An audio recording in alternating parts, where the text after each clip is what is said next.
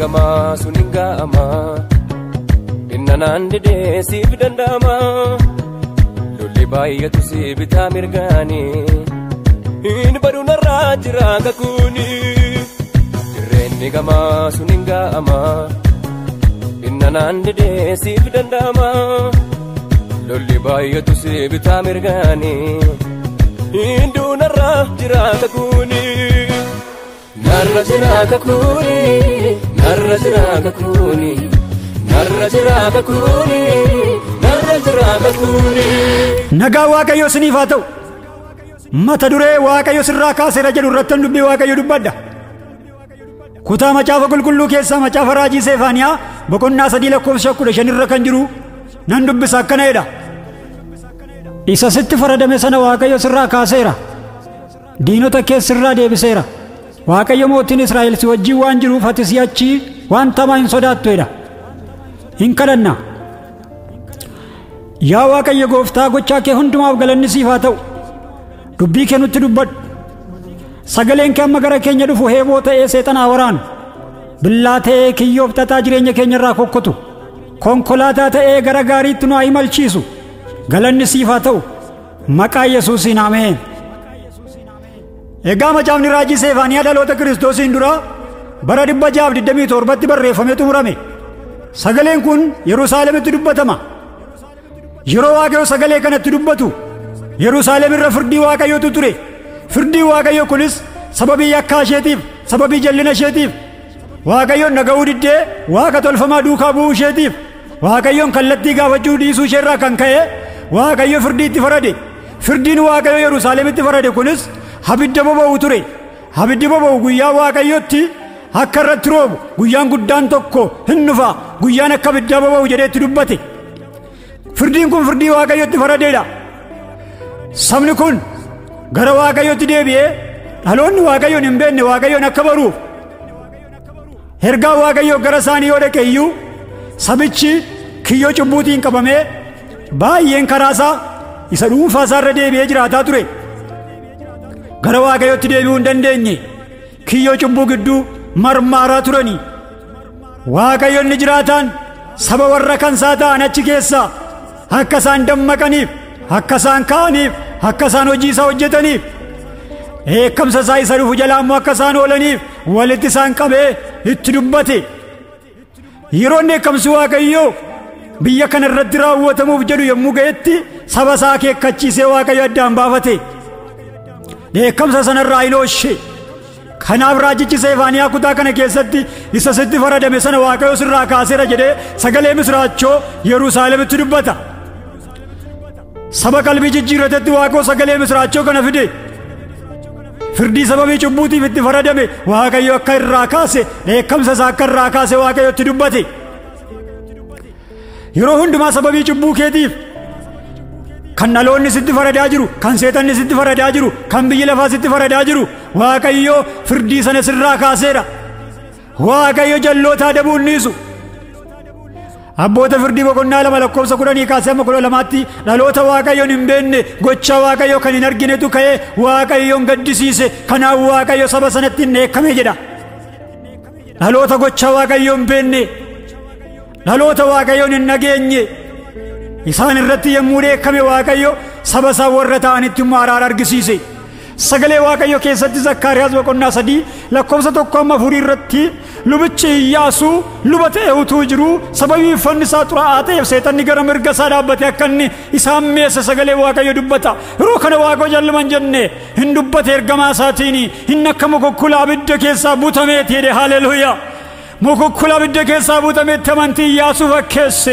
bu'aa bayii baay'ee keessatti Iyyaasuu wajjin inni ture hin sodaatin ani si wajjin hin jiraanni jedhe abidda gidduutti inni wajjin hin ta'e hamma gaa seexana sammeessuudhaaf dhufe dhiisne waaqayyo calluman jenne irraa dheekkame yakka bara dheeraadhaan kan seexanni si hammeessaa jiru cubbuu keetiin kan seexanni si hammeessaa jiru waaqni araaraa gara kee dhufe isa sitti faradame dheekkamsa sana waaqayyo sirraa kaaseera manni kee kan diigame haalli kan sitti bitaachee kan saamamte kan rakkatte kan miidhamte kan dhiigde kan madoofte waaqayyo gooftaan machaa rakkina kana firdii hamaa kana sirraa kaaseera Wangeela Yohaannis boqonnaa 8 lakkoofsa 3 kaasee amma 11 barsiisonni seeraa Fariisonni dubartii ejja irratti qabamte tokko fidanii gara Yesuus yommuu dhufanii akka seera Museetti dhagaadhaan rukkutanii ishee ajjeesuuf turanii. Isaan ofii isaaniitti akka yakka qaban ofii isaaniitti akka cubbuu qaban hin beekanii ofii isaanii irratti hin argine dubartii sana irratti cubbuu arganii qabanii ittiin Yesuusin hammeessuudhaaf fidanii. Yesuus garuu lafatti caafee namni cubbuu hin qabne duraan dursee dubartii kana dhagaadhaan haa dha'u jedhe. Lammaffaa namni cubbuu hin qabne dubartii kana dhagaadhaan haa dha'u jedheetu afaan sasaqqatee dubbate. Ammas deebi'ee sadaffaa lafatti caafe. Tarkaanfii 3 fudhateen Yesuus barsiisota seeraatii fi Fariisota isheerraa kaase. Waaqayyo gooftaan tarkaanfii gurguddaa fudhatee hammeessitoota keessa biraa deebisa. Laga baay'ee qaxxaamuranii kan si hammeessan, du'aaf jireenya gidduutti kan si hammeessan, ba'uu keef galuu keetti kan si hammeessan, waajjira kee keessaa kan si hammeessan, seenaa jireenya kee kan xureessan Waaqayyo gooftaan maccaa si biraa deebisa. Egaa baay'ee kan sin dhibu dubartii kanatti yakka jal'inaatu itti murame miti. Yakkuun ishee cubbuu hojjechuun ishee sirriima qabatamaadha. Haa ta'u malee qabatamaatti waan isheen hin yakkiteef gooftaan Yesuus Kiristoos ani sitti hin faradu nagaadhaan dhaqeedhe. Haalleluuyaa! Isheen achii hiikamtee nagaadhaan baatee deemte. Warri si hammeessaa jiran iddoo gadhiisu. Injiran gooftaa koo.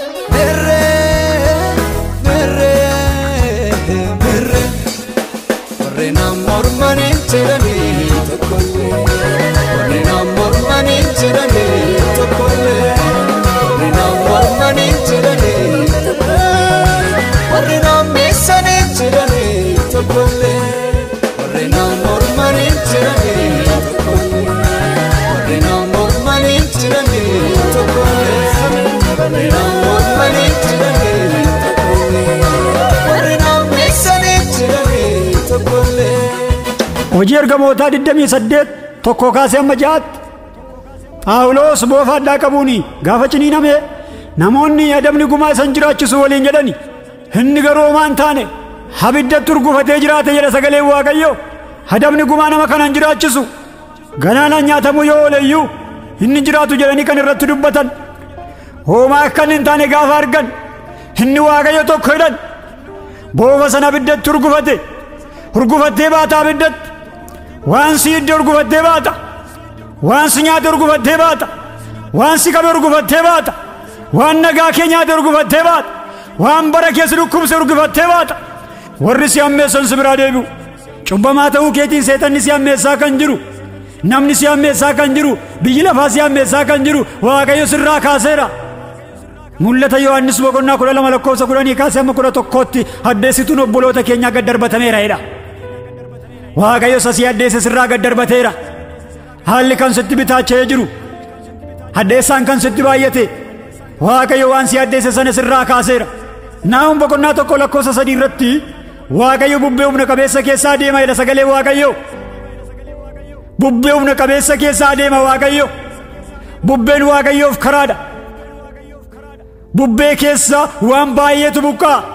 Bubbeen yommuu ka'u waan baay'eetu iddoo gadhiisa. Bubbeen yommuu ka'u wantoonni hundumtu namoonni hundumtu lafa dhaabbachuu qaban dhaqanii dhaabbatu. Lafa dhaabbachuun isaanii malee dhaqanii dhaabbatu. Bubbeen yommuu ka'u namni haala malee namni bakka isaa malee barcuma argate bakka gadi dhiisa. Bubbeen yommuu ka'u dhaloota hedduu galaanatti naqa, namoota hedduu ol baasee bakka isaanii kenna. Bubbeen yommuu ka'u gamtaa baay'ee gargar diiga. Waaqayyo bubbee keessa deema. Namni bubbeen jaallatu Waaqayyo garuu bubbee keessa hojii isa hojjetata. Guutummaa macaafa Asteer yommuu laallu Yihuudootaa fi Mordekaayin irratti kan ka'an diinonni baay'eetu turani. Waaqayyo garuu waa'ee isaanii dubbii galagalchuudhaaf jecha qilleensa hamaa isaan irratti kaase. Lolli Mordekaayi irratti ka'e, lolli Yihuudoota irratti ka'e. Yihuudootaan Mordekaayin garaa raaseera sababii isaaniif hin galleef. Haa ta'u malee Waaqayyo kana sababii godhee gaaffii bara dheeraa isaan qaban deebisuudhaaf jecha lola akka abiddaa Yihuudootaan Mordekaayi irratti kaase. Lolli guddaan yommuu isaan irratti ka'e warri Yihuudotaa diinota isaanii irratti humna guddaa argatanii lolli yommuu isaan irratti ka'e akkaataan jireenyaa kan isaanitti bitaacha'ee ture jireenyatu isaanii ta'e lolli guddaan yommuu isaan irratti ka'e tuttuqqaa yeroo hundumaa ceephoo yeroo hundumaatu isaan biraa deebi'e. Ati lola jibbaa kan jirtu lola kaasee Waaqayyo waa godha. Lola kaasee Waaqayyo si eebbisa. Lola kaasee Waaqayyo iddoo sii kenna. Lola kaasee Waaqayyo bakka ati dhaabbachuu maltu si dhaaba Waaqayyo. Miilli Waaqayyo bubbee keessa deemee gara kee dhufeeran sodaatiin. Sagalee Waaqayyo macaafa Yoonaas raajichaa boqonnaa 2:1 irratti Waaqayyo qurxummiin tokko achitti argamee Yoonaasin akka inni liqimsu godhe jedha. Yeroo kana Yoonaas gatamee jira. Yoonaasin kan gate namoota sababii yakka isaatiif sababii inni Waaqayyo hin dideef namni kun isaan rakkisnaan adeemsa isaan dhowwuunaan darbatanii gatan. Namni yommuu itti bitaacha'u gaafa nama dadhabu nama gata. Egaa yommuu gatanii bira darban jarri kun markaba keessa namni kun du'ee jedhanii dhiisaniiru. Waa'ee isaa awwaalanii irraanfatanii darbaniiru. Isaan ta'u awwaalee darbe malee Waaqayyo yommuu nama kana hin ganne. Yoo inni dideyyuu Waaqayyo nama kanatti araara argisiisu waan barbaaduuf bineensi hamaan raajii kan akka hin nyaanneef akkuma kana immoo galaanaan liqimfamee akka inni hin duuneef raajicha Yoonaasiin Waaqayyo kooluu ta'e akka inni itti galuuf garaa qurxummii keessa kaawwate. Dhaloota hedduu kan quba sitti qabsiisa yoo ta'e iyyuu bakka ati dhokattee jirtu nama baay'ee kan quba sitti qabsiisa yoo ta'e iyyuu baay'een sirratti ka'anii gadi kan si buusan yoo ta'e iyyuu hawwaallee dhiifnee irranni kana booddeen ka'u yoo jedhe iyyuu ati jirta itti fuftee hin jiraatta. Waaqayyo nama kana erga hambifatee booddee garaa qurxummii keessatti guyyaa 3 qalbii akka inni jijjiirratu godhe. Baay'een fagoo ta'anii yommuu ilaalan akka inni du'etti beeku. Inni garuu garaa qurxummii keessa jiraata. Dhaloonni hedduun akka ati badduuf kan isaan itti si darbatan golgaa sii ta'a, eegumsa sii ta'a, bakka ati itti baqattee ooltu sii ta'a, nyaatamuu irraa si oolcha. Sitti fakkaachuu dhiisuu danda'a yaa nama Waaqayyo. Bakka ati keessa jirtu, bakka ati baqattee jirtu, mandarratti baqattee keessa jirtu, sodaa guddaan ati keessa jirtu. Sa'aatii kana yeroo kana dhuma kee sitti fakkaachuu danda'a, bakka ati itti duutu sitti fakkaachuu danda'a, miti garuu Waaqayyo si dhokfatee jira. Yoonaasiin erga dhoksatee booddee Waaqayyo garaa qurxummii keessa. Yoonaas garaa qurxummii keessatti qalbii jijjiirratee ba'e. Achii ba'ee dhaqee saba Nanawwee irratti raajii raaje. Qalbii jijjiirradhaa deebi'aa gara Waaqayyootti jedhe. Qalbii akka isaan jijjiirrataniif itti raajuu isaarraa kan ka'e sabni sun gara Waaqayyootti deebi'e. Waaqayyo nama kanatti fayyadame hojii guddaa hojjete. Sitti fayyadama Waaqayyo. Karaan kee kan gabaabbate yoo sitti fakkaate iyyuu lakkii karaan kee dheeraadha, fagoo deemta. Abdii kan dhabde yoo jiraat, haalli kan sitti dukkanaa'e yoo jiraat, lakkii kan kee dhuma miti jalqaba malee. Qilleensa sitti ka'e sanaan Waaqayyo waan gaarii sii godhan siin jedha. Seera uumamaa boqonnaa 30 lakkoofsa 22 kaasee amma 23 wanta ittiin arrabsamaa ture hanirraa fuudhe jette Raahel. Arrabsoo bara dheeraa baataa kan jirtu, arrabsoon bara dheeraa, maqaan gadee bara dheeraa sirraa ka'eera. Mootota 2 boqonnaa 4 lakkoofsa 1 kaasee amma 7 waa'ee dubartii abbaan manaa ishee raajii ture dubbata. Dubartiin kun abbaa manaa ishee raajii yommuu turetti mana Waaqayyo keessa gugguufaa tajaajilaa ture. Haa ta'u malee rakkataadha. Mana Waaqayyo keessa jiraata. Boorsaan isaa duwwaadha. Jireenyi isaa duwwaadha. Qoda bukoon isaa duwwaadha. Rakkinni isaa tammaatee boodarra hin du'e. Liqii namaa nyaatee du'e. Gatii namaa ijoollee isaa irratti dhiisee du'e. Yeroo kanatti abbaan gatii dubartii kanaa ijoollee ishee hojjechiifachuudhaaf gara dubartii kanaa dhaqe. Kanaaf abbaan gatii ijoollee kana garboomfachuun akka seera Museetti yakka akka hin taane seera ba'uu boqonnaa 21 lakkoofsa 2 kaasee amma 4 seera Museetu ajaja. Haa ta'u malee dubartiin kun gadda guddaadhaan ijoollee ishee warra garboomuuf jedhan gatii ishee irra jiruuf, gatii abbaa manaa ishee irra jiruuf, ijoollee ishee warra garboomuuf jedhaniif gaddaa gara nama Waaqayyoo raajicha Elsaa'iidhatte. Abbaan gatii dubartii kana rakkisuudhaaf itti fiigaa jira. Waaqayyo immoo dubartii kana rakkina keessaa baasuudhaaf gara mana isheetti fiigaa jira. Waaqayyo ijoolleen kun garboomuu isaanii dideera. Sababiin isaa abbaan isaanii kan inni hojjetaa ture hojiin gaarii sun fuula Waaqayyo dura waan jiruuf gatii abbaa isaanii akka isaan nyaataniif Waaqayyo ajajeera. Haaleluyyaa. Egaa dubartii kana irra ceephootu jira yeroo kana. wanta ishee boosisetu jira. Wanti ishee boosise dubartiin kun ijoolleen ishee garboomuu isaaniiti. Dubartiin kun ofii isheetiif abdii hin qabdu. Mana ishee keessa waan tokko iyyuu hin jiru. Mana ishee keessa kan jiru dhadhaa ejersaa cuggee tokko qofaadha. Wanti isaan nyaatan, wanti isaan booriif abdatan hin jiru. Dubartiin kun ofiif abdii hin qabdu. Ijoolleen ishees abdii hin qabani. Isheen guddistu abdii hin qabdu. Warri guddatanis abdii hin qabani. Nama abdii fixatu ijoollee abdii fixan baatee rakkata. Dhaloota abdii fite baatee rakkatu. Sagalee Waaqayyoo seera uumamaa boqonnaa 21 lakkoofsa 14 irraa kaasee seenaa Aggaar dubbata. Aggaar bishaan dhugdu dhabdee boossi. Mujaan ishee dheebuun gaggabseennaan du'uu ga'eera. Haatiin boossi mujaan hin boo'a. Waaqayyo boo'icha mujichaa dhaga'e. Waaqayyo Waaqa irraa boo'icha mujichaa yommuu dhaga'e maal taate Aggaar maal taatee boossaa jedhe. Waan walirra hin jirreef wal gargaaruu hin dandeenyetu gamaa gamana taa'ee boo'a.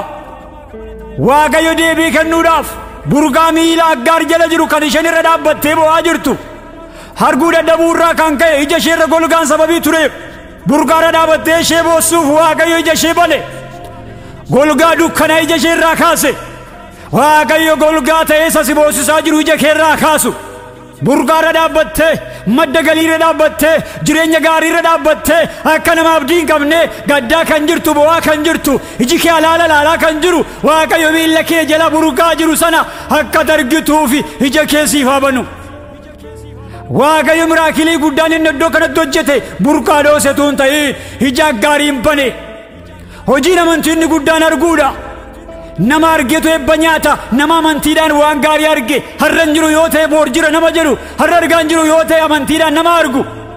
Waaqayyo gooftaan maccaa Aggaariin ija ishee waan baneef iji ishee argee burqaa sana dhuddee mucaa isheefis kennite, mucaan isheetti fufee jiraate. Waaqayyo nama beekamaa isa godhe jedha sagalee Waaqayyo. Hisqeel boqonnaa 37 lakkoofsa 1-2 irratti sagalee Waaqayyo akkana jedha. Dachaa lafeen keessa guute keessa na dhaabe. Dachaan kuni lafee baatee jira.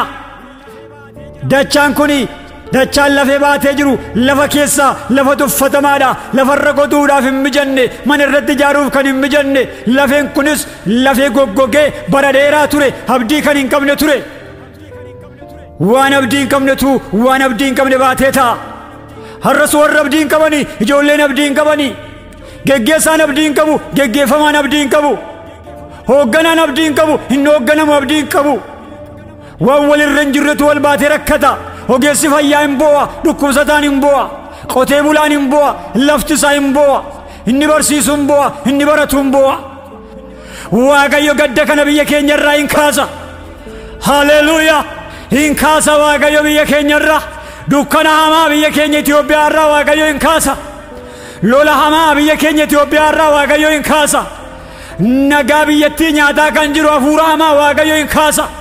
Egaa sagalee Waaqayyo Hisqeel boqonnaa 37 lakkoofsa 1-2 irratti warra abdii fide lamaan kana lafa isaa isa abdii hin qabneef lafee isa abdii hin qabne irratti haaromsa hojjechuudhaafi lakkoofsa 3 irraa jalqabee 1ffaa irratti lafee tamsee jiru walitti sassaabe.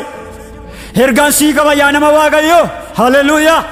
Warra abdii sirraa dhabee tamsee, hooggansa keerraa warra abdii dhabe, guddisa keerraa dhala abdii dhabee si gatee bade, geggeessummaa keerraa warra abdii dhabee si gatee bade. Waaqayyo gooftaan maccaa harka kee irratti walitti sii qaba.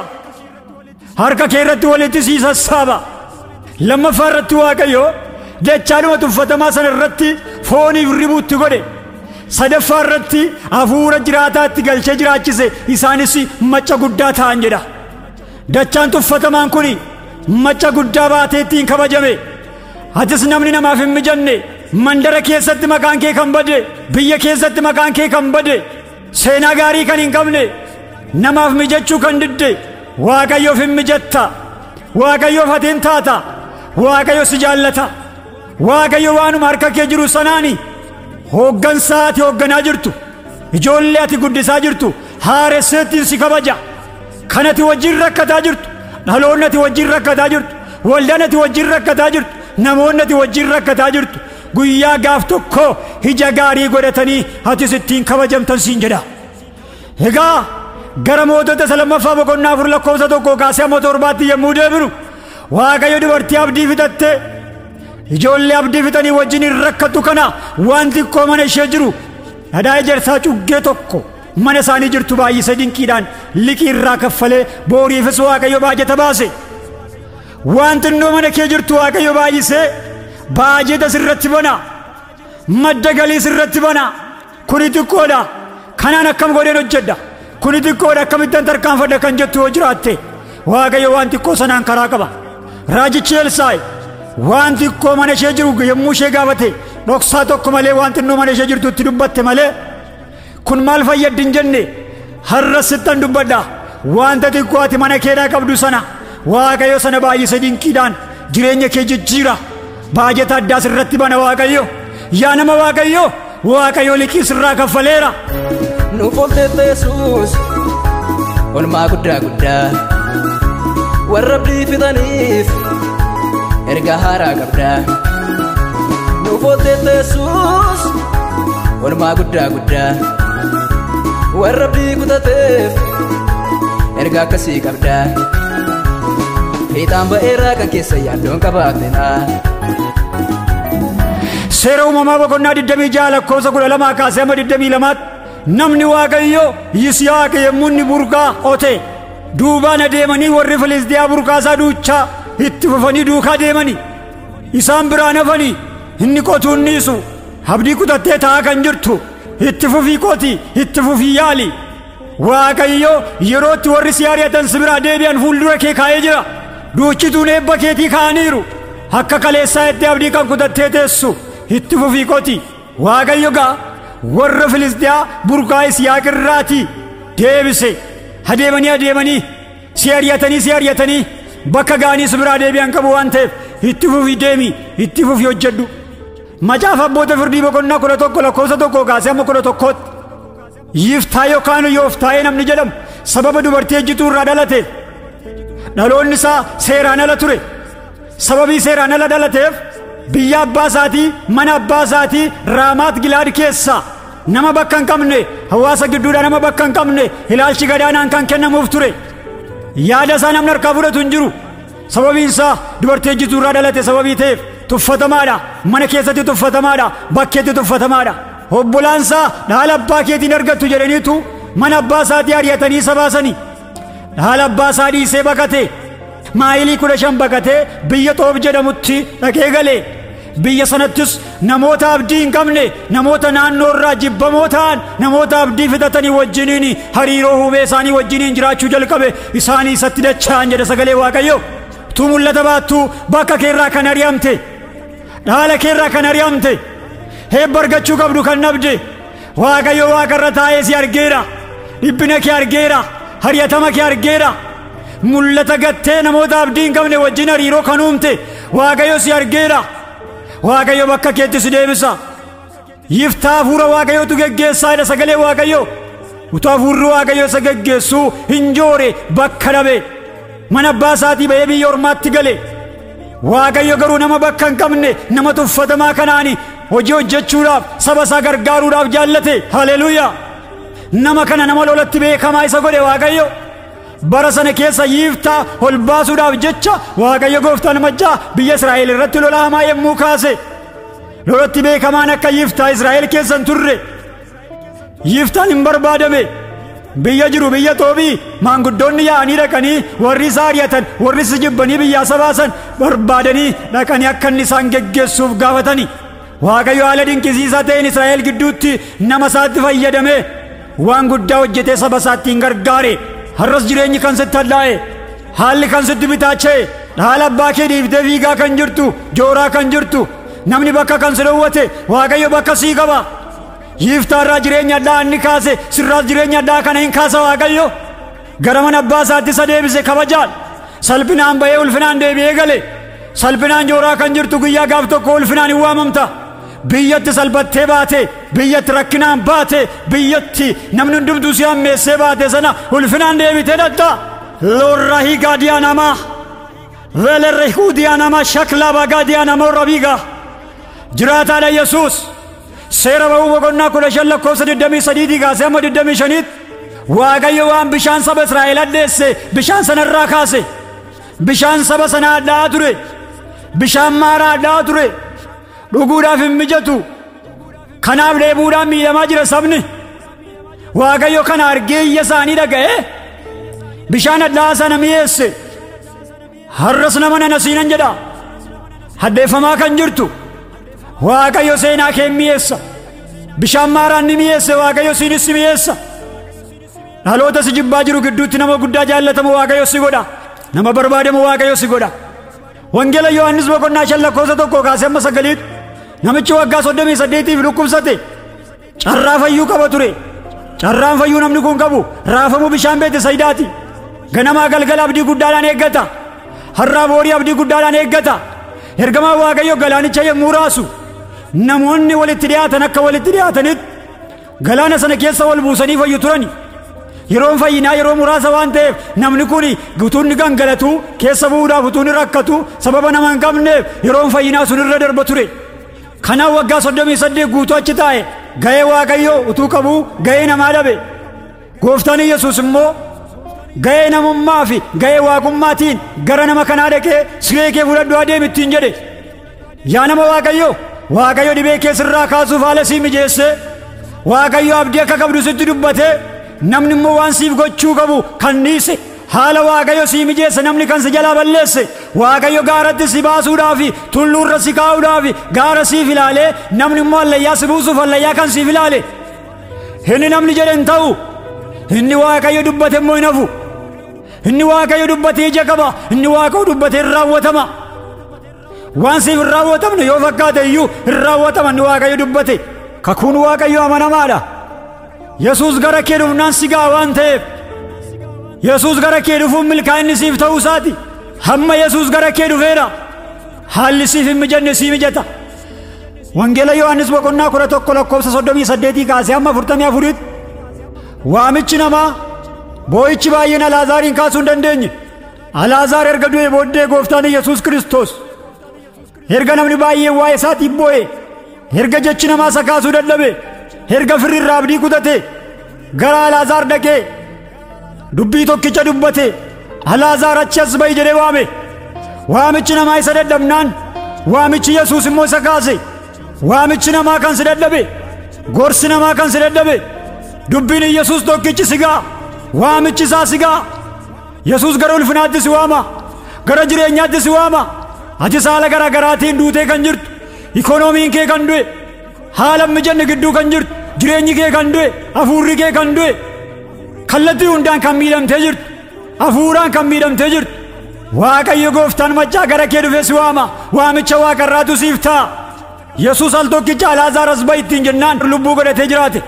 waamicha gara jireenyaa waamamtaatus sagalee Yesuusin lubbuu godhatta hawwaala namni sirra tuule hawwaala dhaloonni sirra tuule Yesuus sirraa kaaseera egaa wanta baasitti ta'anii bara dheeraas rakkisan hundumaa haalota siif hin mijanne hundumaa waan bara dheeraas irratti lakkoofsisan dhukkuba bara dheeraas irratti lakkoofsise haarii bara dheeraas irratti lakkoofsise hiyyumaaf deega bara dheeraas irratti lakkoofsise Waaqayyo sirraa kaaseera Yesuus sirraa kaaseera abdii kutattee lafa jirtu lafatti jeeqamaa jirtu lafatti rakkinatti harka laattee jirtu lafatti kan kuwaasumatti dhuma jettee jirtu sana ka'i abdii qabda ka'i jireenyatti jiraatta Waaqayyo guddaadha dubbii Waaqayyo hojii ergamootaa boqonnaa 9:34 irratti akkana jedha Phexros Eeniyaas Yesuus Kiristoos si fayyisa ka'i afata kee dachaas ittiin jedhe achumaan Eeniyaas hin ka'e jedha Yesuus bara baraan gooftaadha kanaaf egaa abdii kutattee kan jirtu